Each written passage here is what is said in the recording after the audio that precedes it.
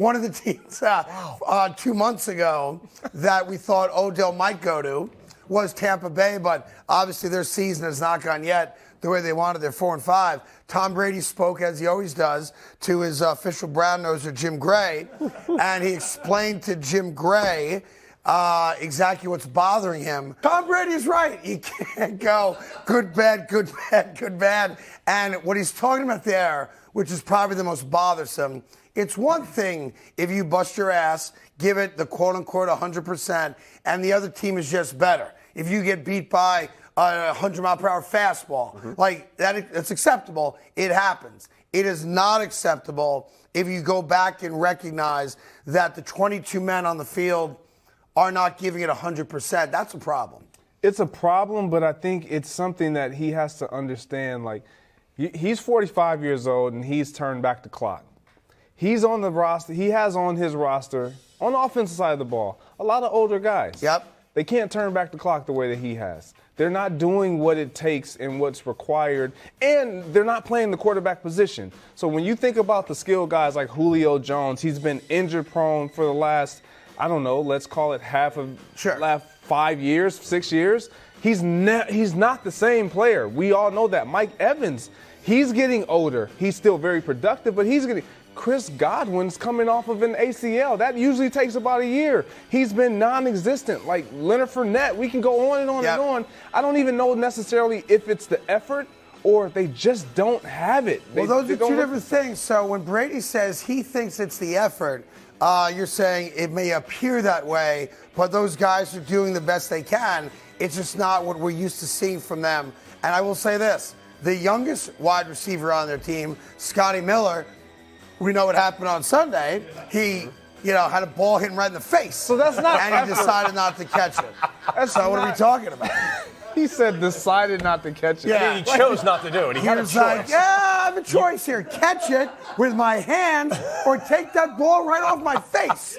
For some reason, Scotty Miller said, I got you, man. I'd rather have the ball hit my face. I'm not going to let him do this to you, man. Yeah. We all have been there. I've never been there. Exactly. Cody was, but you have to understand he was a minor leaguer. He needed the money. You haven't even been a minor leaguer, so let's chill on Cody. Pump the brakes on Cody and on Scotty Miller. Yeah, we're straight. Happen. These are athletes. You know what? On yes, this side. Supreme athletes. Greg. Yeah. Okay. Right here. This side of the table. Well, formerly supreme athletes. I still got it. Craig, you told him he can't go back. You think I can go back and play? No. I didn't think so. No. I think you could probably hit a home run. I bet I could. I bet you on the right day with the right guy pitching, you could probably still turn on a ball if I was throwing it. Hold on.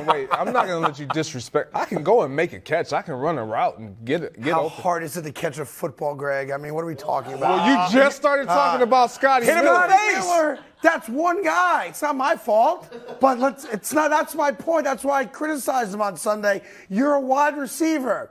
Your job is to catch balls. Catch it. He's a baseball player. His job is to hit dingers. Yes, true. And I think he probably still could. And yes, if you were wide open in the flat and the ball hits you delicately in your manicured fingers, you could probably catch a ball. Yes. By the way, what's your 40 right now? Troy, where did Troy go? I'm leaving with Troy. He was fired. I know. Troy, hold on, wait a minute.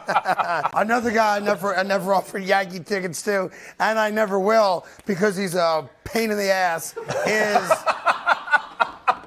he is. By the way, you guys don't even talk anymore. You know he's a pain in the ass. His name is Aaron Rodgers.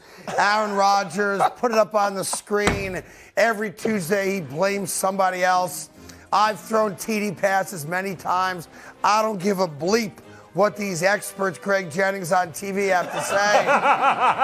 For somebody, Greg Jennings, to play armchair quarterback who doesn't know what the hell play we're running, Greg Jennings, or what's going on, that's fine. I don't really give a bleep. Tell Greg Jennings not to call me ever again. As opposed to saying, look, I played like crap. I threw 3 interceptions in the red zone. And I'm not going to show it to you, but he went on and on talking about how they ran the ball up and down the field. They had 400 yards of offense, and it had nothing to do with the Detroit Lions. It really had all to do with them. But by them, we all saw the game. He really means him. He had a bad game. He had a bad game, and one can argue he had one of the worst games of his career.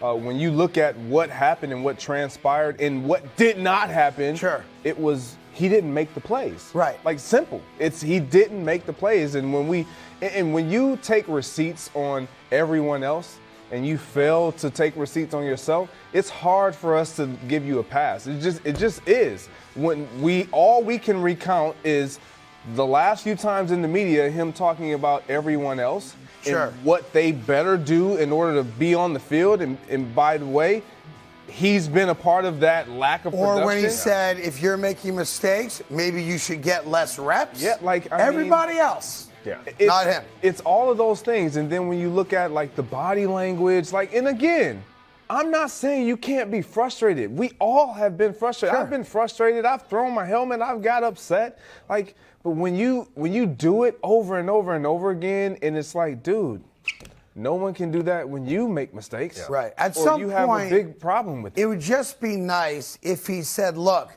I'm the leader of this team. I'm the captain of this team. I'm the quarterback of this team.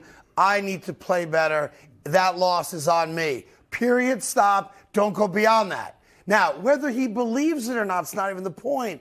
But the team sees that. They read it, and there does come a point, I don't care if you're a rookie or a veteran wide receiver, where you get tired of that. Yeah. You get tired of it's always our fault, and it's never your fault, right? Yes. That does get tiresome. It does. I mean, so in my time, I was blessed to be able to play with both Aaron Rodgers and Brett Favre. And by the way, this past Sunday was a Brett Favre imitation, right? Yeah. Wildly throwing the ball everywhere with no care at all for being intercepted. Like Brett, he was one of those guys that no one ever thought it was his fault. Right. And at some point, we understood, like, Brett Favre, he's the face of the NFL, blah, blah, blah, when I first came in. But it grows old when you know that you're making mistakes. Are you even going to tell anybody that you're making mistakes, or are you going to allow everybody to assume it's just us? And you grow into those things. I recall a young Aaron Rodgers identifying that and saying, I'm never going to do that. Right. I'm not going to be that. Oh. Yeah. And then you grow, you have success, and everybody starts to tell you how great you are, and you forget that the guys in the locker room are your greatest accountability. Right. Like, they are. Like, we don't care about how great you are. We just care about the fact that we can get this done together. We know how great you are. You know how great we are. Let's just move forward together. It is funny how that happens a lot in life. You know, people that watch a great player, a great worker, whatever it might be, saying, I'm never going to make the mistakes that guy made. I'm never going to be that guy, because he sees how the teammates react to it. Mm-hmm. And all he's done is become Brett Favre. Now, I'm not saying he's stealing money from Mississippi welfare funds, but what I am saying is that he doesn't take any ownership of his own performance, and that's a problem. It's definitely a problem. Now, here's the question. At what point does that problem lead to Jordan Love becoming the starting quarterback of the Green Bay Packers? Guys are talking about that in the locker room. Now, to be fair, the eye test never fails you. The little bit we have seen of Jordan Love has not been very good. Whether that's mop-up duty, whether that's preseason, he has not looked like an NFL quarterback. Doesn't mean he's not. Mm-hmm. And it's what you said to start it, the little bit that we've seen. The sample size isn't large enough for us to give a true assessment from the outside looking in. However, for D. Campbell there, he sees them every day. You got to remember, this is a guy, when he is healthy and on the field, he hit the quarterback that he sees across from him every day in practice is Jordan Love. Right. So he's obviously making plays. He's obviously doing things that leads them to believe that they can believe in him.